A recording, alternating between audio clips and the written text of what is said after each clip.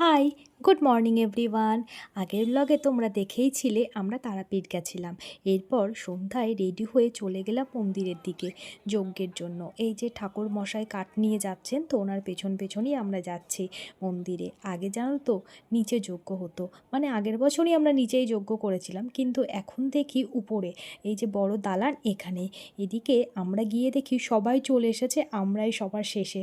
আর ঠাকুরমশাই এই দিক দিয়ে যজ্ঞের সব কিছু জোগাড় করে নিচ্ছিলেন, যেমন ফুল, বেলপাতা, ঘি, কাঠ। এবার যজ্ঞ শুরু হলো।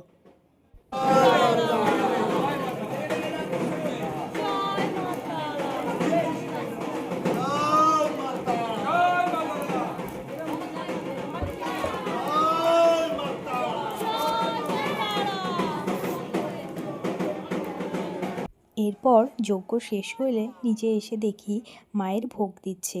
আমরাও নিয়ে নিলাম মায়ের ভোগ। আর জানো তো সেদিন না খুব বৃষ্টিও হয়েছিল তারাপীঠে।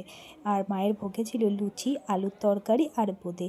আর তারপর আমরা ডিনার করে ঘুমিয়ে পড়েছিলাম, কারণ সকাল সকাল পুজো দেওয়ার জন্য উঠতে হবে।